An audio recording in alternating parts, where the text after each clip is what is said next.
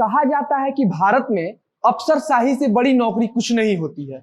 अगर प्रशासन चाह दे तो उसके आगे किसी भी सरकार की मनमर्जी नहीं चल सकती है। आज मैं आपको इसी अफसरशाही की एक कहानी सुनाने जा रहा हूं, जिसने पूरे देश को सिखा दिया कि अगर अपने फर्ज के प्रति समर्पण हो तो कुछ भी किया जा सकता है। एक कहानी जब मैंने सुना था तो मैं अंदर से बहुत ही प्रभावित हुआ था। फिर मैंने सोचा कि आज आपके साथ इसे शेयर किया जाए।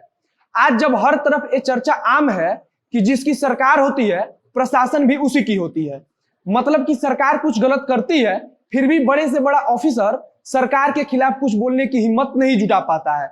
ऐसे समय में एक कहानी पूरी की पूरी प्रशासनिक तंत्र को आईना दिखाने का काम करेगा। आज के समय में कोई भी अधिकारी जिस पार्टी की सरकार बनती है उस पार्टी के कार्यकर्ता के समान काम करने लगता है। लेकिन अगर आपको कोई ये बोले कि किसी डीएम ने देश के उप प्रधानमंत्री को भाषण देने से रोक दिया हो, वो भी केवल इसलिए कि उप प्रधानमंत्री जी का समय खत्म हो गया था, तो आप क्या सोचेंगे? आपके मन में भी आ रहा होगा कि आखिर कोई अधिकारी कैसे इतनी बड़ी राजनीतिक शख्सियत से टकरा सकता है। मेरे मन में भी यही सवाल था, लेकिन ये एक सच्ची घटना है जिसमें बिहार के एक जांबाज अधिकारी ने अपने कर्तव्य को समझते हुए उतनी बड़ी शक्ति से टकरा गया था। आगे पूरी कहानी बताऊंगा, उससे पहले अपना परिचय दे देता हूं। नमस्कार, मेरा नाम है मोहित कुमार सिंह और आप देख रहे हैं जनता जंक्शन। 2004 लोकसभा का चुनाव प्रचार चल रहा था। उसी चुनावी प्रचार के दौरान तत्कालीन उप प्रधानमंत्री लाल कृष्ण आडवाणी को पटना में एक सभा को संबोधित करने आना था। 7 अप्रैल 2004 का वो दिन था जब लाल कृष्ण आडवाणी के स्वागत में पटना का गांधी मैदान कार्यकर्ताओं के साथ आम आदमी से भी भरी पड़ी थी।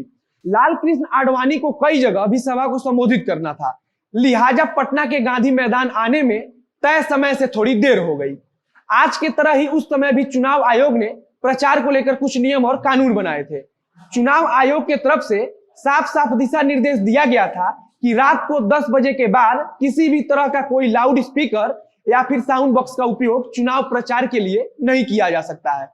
लाल कृष्ण आडवाणी थोड़ी देर में सभा में पहुंचे। मंच पर आते ही उन्होंने अपना संबोधन शुरू कर दिया।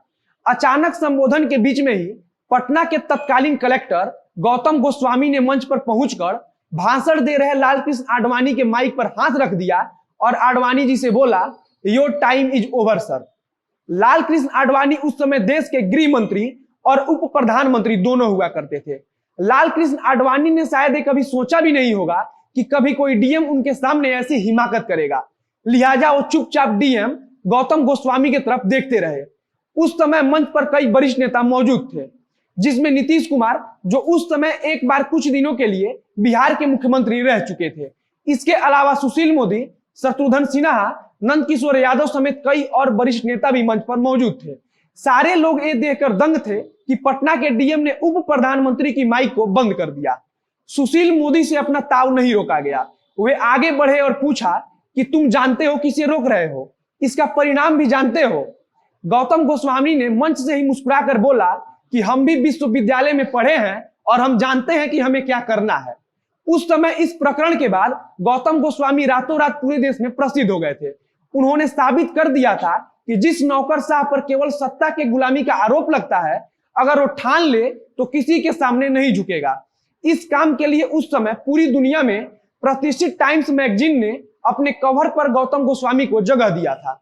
टाइम्स ने लिखा था कि गोस्वामी ने जिस तरीके से कानून के लिए अपनी प्रतिबद्धता दिखाई, उसे देखकर निश्चित जनता के मन में नौकरशाही के प्रति भ्रष्ट और अयोग्य होने की धारणा खत्म हुई है। उसी वर्ष 2004 में टाइम मैगजीन ने उन्हें बाढ़ में बेहतर काम करने के लिए यंग एशियन अचीवर अवार्ड से सम्मानित किया। कहा जाता है कि इस घटना के बाद उनके ऊपर जांच बिठाने की तैयारी हो गई थी, लेकिन जॉर्ज फर्नांडीज के कहने से उसे रोक दी गई थी। अब सबसे पहले बात कर लेते हैं गौतम गोस्वामी के बारे में। उसके बाद बताऊंगा कि कैसे उन्हें इस प्रकरण के लगभग साल भर के अंदर घोटाले का आरोपी बनाकर जेल में ठूस दिया गया। गौतम गोस्वामी का जन्म बिहार के रोहतास में हुआ था। मूल रूप से वे डेहरी आन सोन के रहने वाले थे। 12वीं तक की पढ़ाई करने के बाद उन्होंने काशी हिंदू विश्वविद्यालय से मेडिकल की पढ़ाई की। एमबीबीएस पूरा होने के बाद काशी हिंदू विश्वविद्यालय से ही मेडिसिन में परास्नातक की डिग्री ली। उन्हें बीएचयू से मेडिकल की पढ़ाई में गोल्ड मेडल मिला हुआ था। इसके बाद से उनका मन सिविल सर्विसेज में जाने का हुआ। 1991 में जब गौतम गोस्वामी ने परीक्षा दिया तब सिविल सर्विसेज में उनका पूरे भारत में 6वां रैंक था। यहीं से उनकी यात्रा नौकरशाही की इस दुनिया में शुरू हुई। अब वापस आते हैं 2005 में। उस समय गौतम पर बाढ़ राहत में 18 करोड़ रुपए के घोटाले का आरोप लगा। उस समय उन पर 1 लाख रुपए का इनाम भी घोषित किया गया था। अंत में गौतम को इस घोटाले में जेल की सजा हो गई। कहा जाता है कि गौतम गोस्वामी को जिस चीज की सजा मिली उसके असली दोषी लालू यादव के साले साधु यादव और साधु का करीबी संतोष झा था। संतोष झा उस घोटाले का मुख्य अभियुक्त था। जांच में पता चला कि संतोष झा ने लगभग 6 लाख रुपया साधु यादव के खाते में ट्रांसफर किया था। साधु यादव ने तब कहा था कि ये रुपए उस कार के हैं जिसे संतोष झा के पिता को हमने बेचा था। जांच में पता चला कि संतोष झा ने लगभग 6 लाख रुपया साधु यादव के खाते में ट्रांसफर किया था। साधु यादव ने तब कहा था कि ये रुपया उस कार के हैं जिसे संतोष झा के पिता को हमने बेचा था। बाद में जांच में पता लगा कि कार दिल्ली के संतोष जैना से 1 लाख में खरीदी गई थी। वहीं उसी कार को 1 साल बाद 6 लाख में बेचते हुए दिखाया गया था। आरोप लगता है कि लालू यादव के चलते ही गौतम गोस्वामी को जानबूझकर फंसा दिया गया था। गौतम जब जेल से छूटे तब उनका स्वास्थ्य पूरी तरीके से खराब हो चुका था। वे अवसाद के शिकार हो गए थे। इसके बाद उन्हें कैंसर हो गया। इसी तरह 6 जनवरी 2009 को कैंसर से जूझते हुए गौतम गोस्वामी इस दुनिया से विदा हो गए। कहा जाता है कि गौतम गोस्वामी को उनकी ईमानदारी की सजा मिली थी। एक चीज और मैं आपको बता देता हूं कि जिसका आरोप उनके ऊपर लगा था वो आज तक साबित नहीं हो पाया। इसके बावजूद उन्हें सालों जेल में गुजारना पड़ा।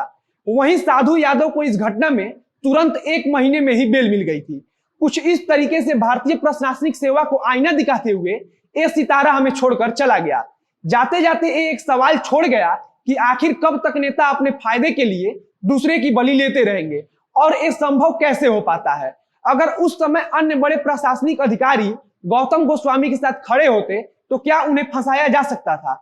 ऐसा कभी नहीं हो पाता, लेकिन अफसोस कि इस लड़ाई में वे अकेले थे। इस वीडियो में बस इतना ही। वीडियो अच्छा लगा हो तो शेयर कीजिए। यूट्यूब पर देख रहे हैं तो चैनल को सब्सक्राइब कीजिए। फेसबुक पर देख रहे हैं तो पेज को लाइक कीजिए। वीडियो को अंत में फिर से आपसे अपील करूंगा कि स्क्रीन पर डोनेशन करने की जानकारी दिख रही होगी, उसके माध्यम से हमारी मदद जरूर करें। मिलते हैं फिर बहुत जल्द अगले वीडियो में। धन्यवाद।